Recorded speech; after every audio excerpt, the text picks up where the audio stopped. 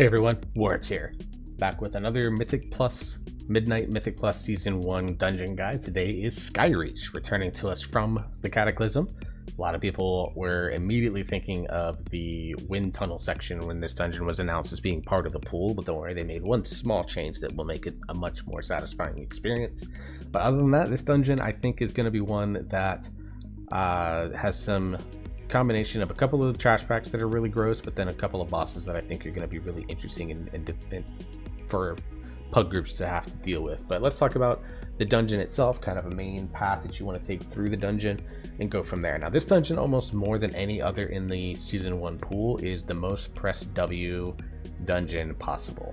Like, there's very little trash that you skip overall because you basically are just picking a direction that you want to go.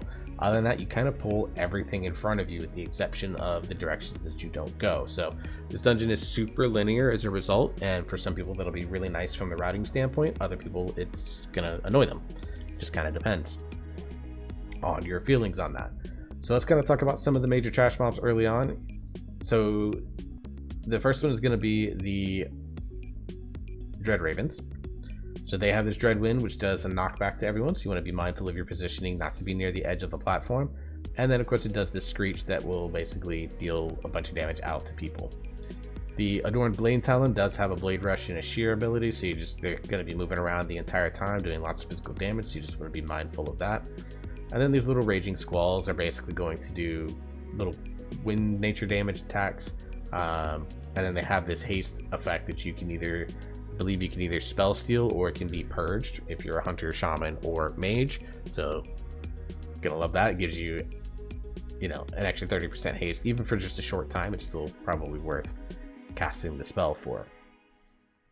Now some people might also do this in all one pull and burn your hero on this. That is also a viable solution, but if you're just kind of early on learning and figuring out the damage patterns and what your damage input as a tank will be, then it's perfectly safe to split this into 2, maybe even 3 pulls if you feel so desired.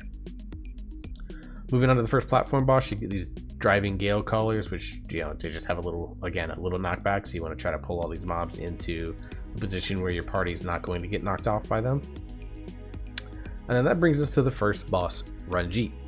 Ranjit, I think, is actually a very simple, straightforward boss that is the majority of his mechanics can be just almost completely dismissed with just good positioning. So let's take a look at the footage that I have for this boss. All right, and as you can see, we're going to pull him, and I'm immediately pulling him to one of the edges of the platform, and there's a reason for that. So he does this Wind Chakram ability that's going to be coming up here in just a few seconds that is going to put out a lot of wind tornadoes. You can see he's picking a character. This one I actually try to soak it, and it turns out that's actually not a good idea to do. So you actually just want to avoid that. We'll just kind of limit testing that. But here comes the Wind Chakram, and you can just completely avoid it. As you see, it goes out and comes back, so you want to make sure that you're paying attention to that. Here's the vortex that he does, where it puts out all these tornadoes that are in a line and they kind of move in different patterns. So we kind of stood out near the edge, and then basically all that does is that means I have to move left or right near this edge, and that's it. It doesn't suck you in, it just, if you get hit by them, it knocks you up, deals a bunch of damage, so you just want to avoid it as best as you can. So with good positioning on this, you can easily just move like 1 or 2 seconds at a time and then not have to worry about anything. So you just want to be very mindful of that as we go through. But that's kind of this whole fight. He does the Wind Chakram, which goes out and back. You want to make sure you do that. Of course, you can see the little wind tornado gets left behind in the after every vortex, as we spit out vortex number 2 here. And as you can see, I'm just keeping him on the edge so that I just kind of move right past where the one tornado goes in and then move out when the next one comes through. So this one you can run as like a very tight group, and I think you're going to be fine even with a full range stack. As long as your range are all kind of being really good. And the other thing you can do is you can try to bait those chakrams to the edge so that they're not anywhere near anyone. But as long as everyone knows that they go out and back, you should be fine. And then after every vortex, he leaves behind that little section that you just want to avoid wherever you can. You just kind of move him around the platform as you need to. But that's it. He does really 2 mechanics that are of note, which is the vortex, and then he does the chakram. Beyond that, he doesn't do really anything. He's a hit point sponge. So you can see we burned hero on the boss, but I do think, like I said, if you're pulling the first platform all in one, then you're going to want to hero that. But I think if you're just looking for bosses to hero, this is probably a fine place to start to get him blown up. And then you would want to do boss number 3, I think, is your second hero target. So once you defeat Ranjit, then you head up the stairs and you'll run into these blinding sun priestesses, which just do a solar barrier, which basically just means that they put a damage absorb on their allies, and it radiates damage. So you want to be careful about potentially killing yourself with these guys. But then the Herald of Sunrise is the big one. They do the solar flare and they do a solar orb that will go down in a location. So because you're working in a tight space right here, because you don't want to pull this pack on the other side, this can get a little dicey with spacing, but as long as you are mindful of it and position yourself well, you won't have any issues. And then you have these 3 packs here. You can pull them one at a time. You can pull them all 3 in separate ones. It just kind of depends, but you do have to clear out this whole room so that you can summon the next boss. Now, these solar constructs are interesting mobs. They do the solar flame, which is just a short cast that does fire damage on a target for 6 seconds. You take like 3 ticks of 26,000 damage. If you can kick that, you definitely want to kick it. But then these, oh wait, that's the boss.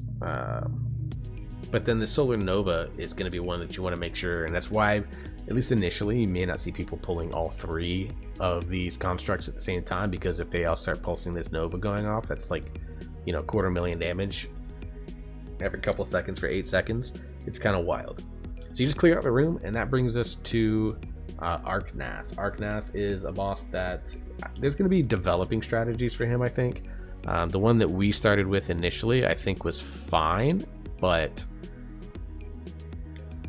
definitely has a spot where it's going to be like very obvious where the flaw in it all is. And I noticed it almost immediately. So, all right, let's pull the footage for Arknath here. So he's not that different from what you remember in the time walking aspect.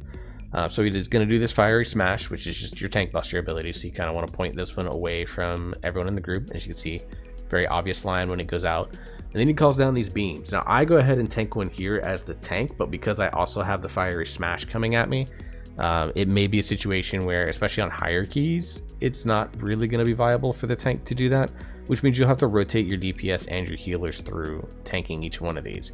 Because you get a stacking damage buff the longer you stand in them, you might have to rotate people through or rotate who uses defensive so that you don't end up getting just clobbered.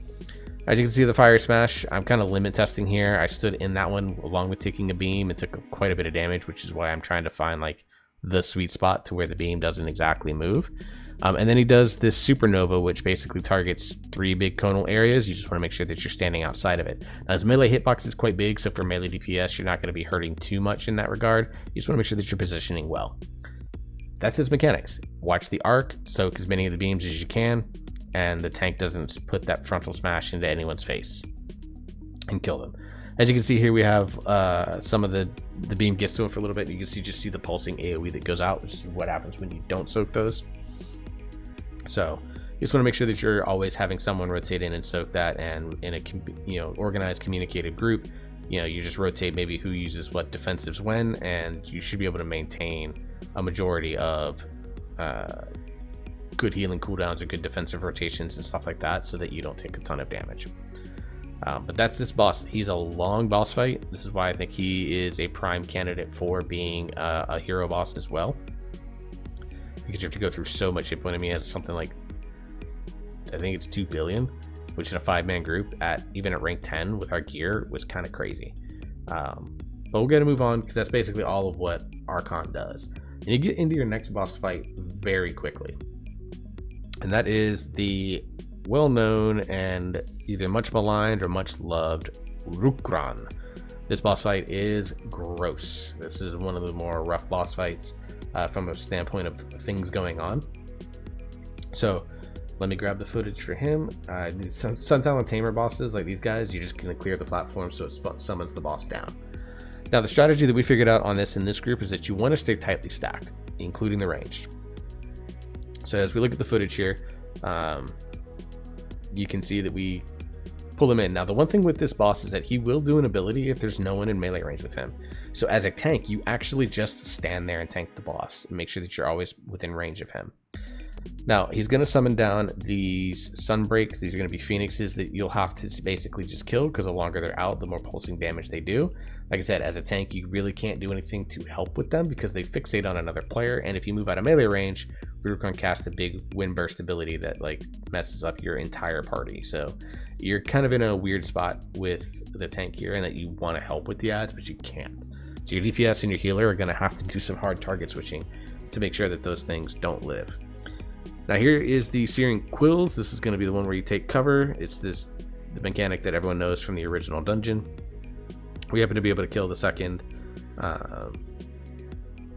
Phoenix while he was doing the quills, so we got to take advantage of our time there. And then you noticed I was trying to get back to that boss as quickly as I can. Now the grace period on getting back into melee range after the quills is quite generous, but if you don't waste your time with it, obviously more uptime on damage wise is never going to be a bad thing. As you can see, our Evoker's kind of running around with this Phoenix, getting away from him, because if they touch you, they will do a chunk of damage. So whoever's getting focused by the Phoenix will have to do a little bit of kite work, or you can do some other CC chains as needed in order to clean them up. But this fight, the reason that it goes wrong is twofold. One, it's the Phoenix is getting really out of control. As you can see, we're about to have 4 eggs out there.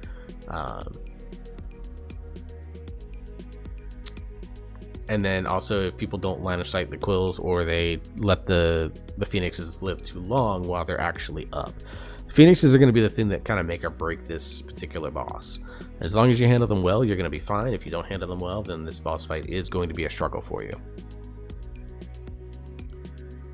But that's Rurikon. Basically, contain your ads, make sure your tank's always in melee range with them, and hide from the quill, because it does hurt a ton, just like in Time Walking, where they buffed it recently, where it will kill players if they stand in it the whole time. That is true here. It will kill players if you stand in it the whole time.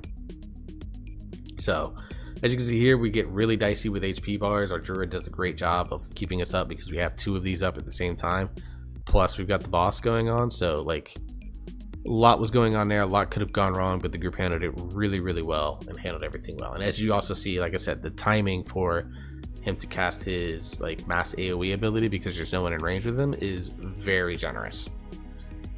All right, then you move on to the most notorious part of this dungeon, which is the, as you can see here, the wind path. Now the one thing that they've actually done, as we come back here to MDT, is that once you get up here, this pack that used to stand here has actually now been pushed back inside the doorway, and I think they've actually even been pushed back further into here, because right here is an orb, much like the portal in was it Fall, where you had the super speed boost and you had to avoid all the orbs in Galakron's Fall.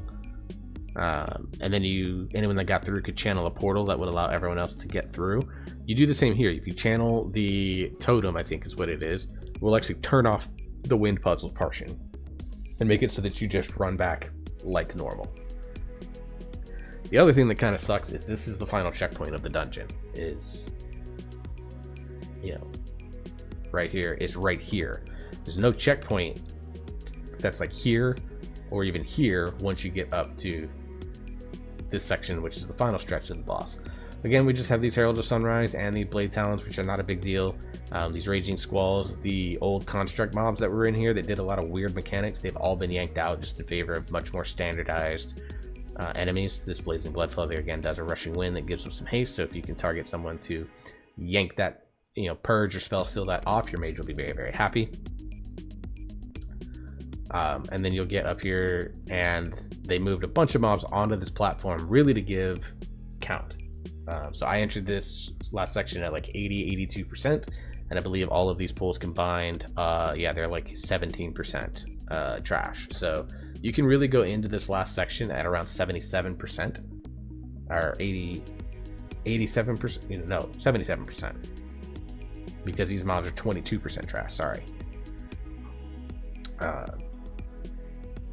So you can go in just shy of 80, like it has to be very close to 80, and then pull everything and you'll be fine. Now this boss, High Sage Virix, I think is going to be one of either the most loved or the most hated bosses in this dungeon. And it's going to entirely depend on what does your group do with him.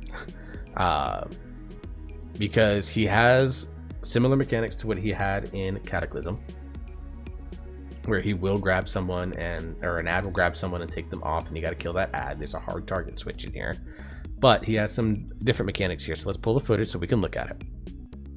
Okay, so as you can see, the first thing I'm doing is I'm grabbing this boss and I am pulling him all the way back to the door, which is what the old strats in Cataclysm, if I recall, were. He does that Shadow Blast, just interrupt it as much as possible. Sorry for the camera angles here, tank life stuff. And as you can see, he grabs someone here and he starts taking off with him. Now you can grab either the DPS or the healer, so you always want to make sure that you're hard target swapping, and you can CC that mob so that it dies that way. As you can see, he also targets someone with a beam here. As you can see, he grabs I believe it's our evoker that he grabs with this, and you can see that he leaves a blazing trail of fire that also leaves the path behind you with puddles of flame. So one of the important things on this fight is going to be to, A, I would stand near, if you're a DPS or a healer, stand near the door. B is that those beams, when they go out, you're going to want to make sure that they are positioned well enough so that they don't deny you a ton of space. So you can see here, we kind of took them to the left and right always, tried to keep them as far away as we could. You can see here, I believe our shaman gets him this time, and he did a good job on this pull of just kind of pulling it away. And then, you know, you're going to lose your DPS uptime, but he gets back. Pharaoh leaps in as an enhancement shaman and gets back onto the boss pretty quickly. But that's this boss. It's really just kill the ads when they come down, try to tank him as far away from the edge of the platform as possible, because as soon as those zealots get to the edge, they drop the person off and kill them.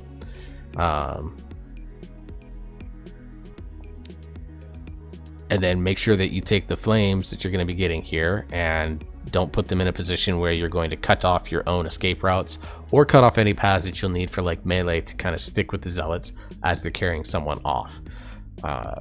So this boss, like I said, I think either people are going to really love this boss or they're going to really hate this boss depending on their experiences with it.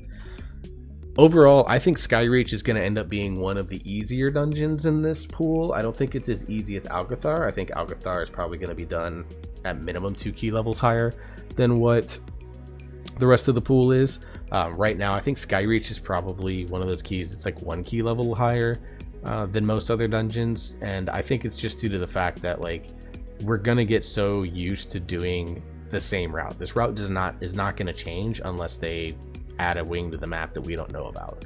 So this is going to be a very press W route. The bosses all have really just 2 mechanics that you just have to worry about, and as long as you cover them on a consistent basis, then you're going to be able to have pretty good success in this dungeon. And one of the worst parts about the dungeon has an alternative pathway now to turn it off with the wind tunnel section. So I think Skyreach is going to be a pretty solid dungeon overall, but let me know what you think below. Remember to like, share, and subscribe to this channel if you're enjoying all of these dungeon guides and the spec guides that I've been putting out as well for Demon Hunter and Evoker.